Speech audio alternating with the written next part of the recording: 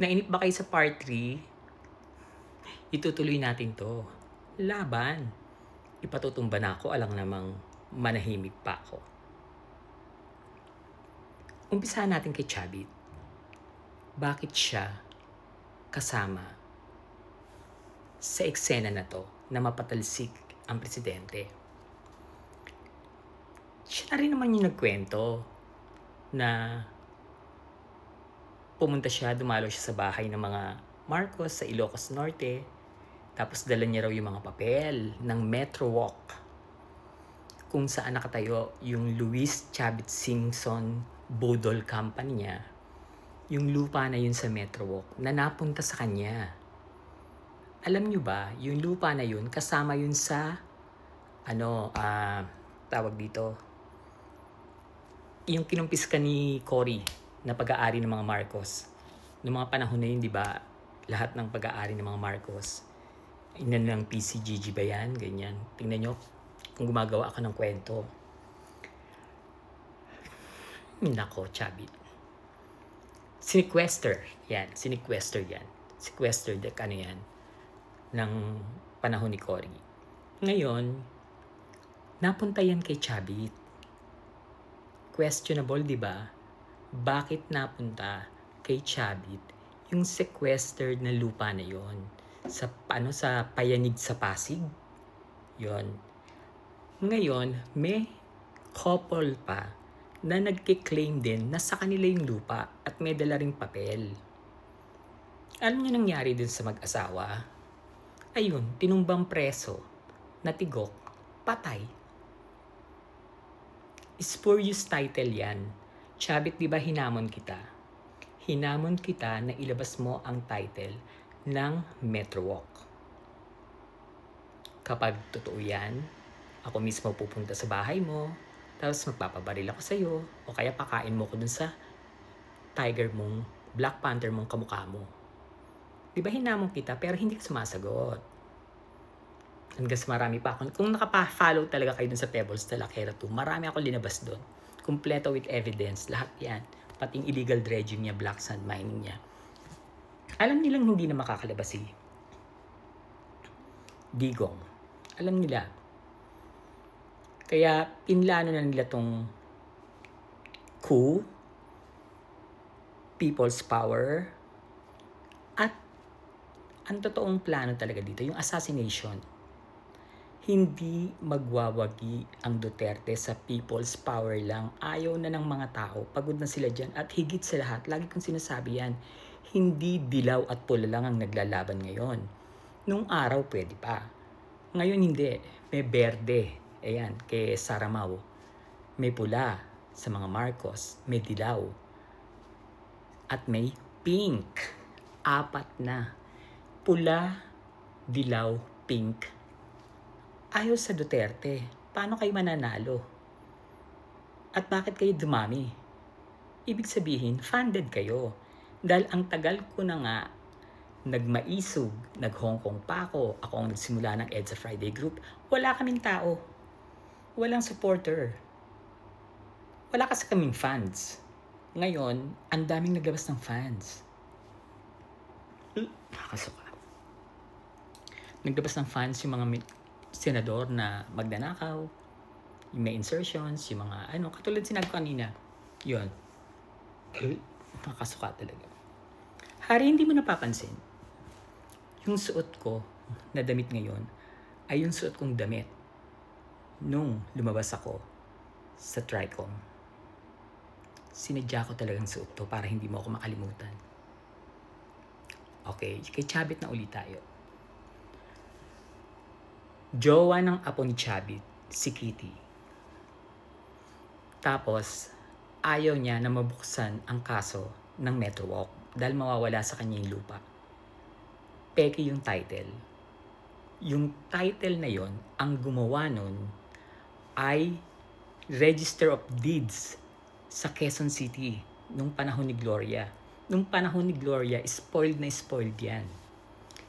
Yung Register of Deeds na kakilala niya, na ang apelido ay kilala,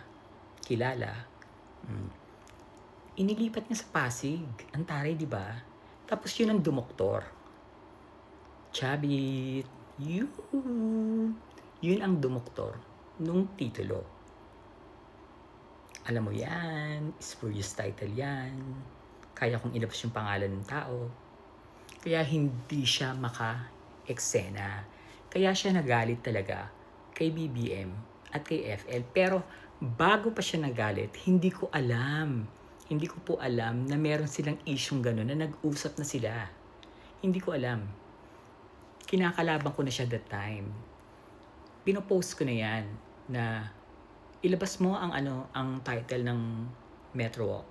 Hindi ko pa alam na nag-usap sila. Kailan ko lang nalaman. Sabi ko, ay shit, noon ko pa pinopost siya na yung title ng Metro Walk. So yung pala, nagkaroon sila ng ganong eksena. Tapos ang sabi niya is, kaya siya nagtatampo dahil nga nung nag-Japan sila, hindi siya binanggit na isa sa mga guest. Diba? Ang babaw eh. Tanda-tanda mo na nagtatampo ka pa. Pero ang totoo dyan talaga, yung spurious title ng Metro Walk, saka yung hiniling niya na makapwesto yung pamangkin niya sa PCSO para maprotektahan yung mga illegal niyang sugal. Yung weteng. Yun. Kaya pinlano nila lahat yan, si Chabit ang sa revolution, yung mga rally-rally, magbabayad ng mga manggugulo, kay Chabit yan. Sa kanya na pupunta yung pondo. Iba pa yung mga mag-a-assassinate. Sa Davao naman yon. Sila ang kukuha doon. Ngayon, yan Sara Army na yan, nung nabuking ko yan, pinost ko yan ng, anong date ba to? September 20 rin yata. Pinost ko na lalabas ang Sara Army. Nabuking ko yan, alam mo Roque kung saan. Nung pinagtatanggol ko yung mga magsasaka sa Maribeles. Natatandaan niyo yun? Nagpunta ako mag-isa sa Maribeles, tapos in-interview ko yung mga magsasaka na ang land grabber is si Roque. Ninakaw mo yung mga lupa ng magsasaka. Lumabas na lang na ang title ng mga lupa ay canceled na. Tapos nakalagay sa likod yung company na First Bataan, something like that, na nakasulat yung Myla Roque, asawa ni Roque, nabayad na raw ng 2 million. Dun sa interview ko sa mga magsasaka, hindi sila nabayaran. At ang nangyari, pinapunta sila sa land bank sa Pampanga. Nung araw na magbabayaran, naghihintay dun yung mga magsasaka.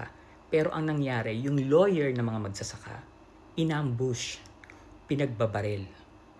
Nung araw na magbabayad na yung lawyer sa mga magsasaka, pinatay yung lawyer. So, mas malinaw na walang bayaran na nangyari. Linoko nyo, ninakaw nyo yung lupa ng mga magsasaka. At nagulat ako dahil nung pinuntahan ko yun, akala ko talaga lupa na, pag sinabi mo magsasaka, flat yung lupa. Tapos tinataniman ng mga palay, mais, tubo, di ba? Hindi, nagulat ako. Yung sumundo sa akin, isasakay ako sa bangka.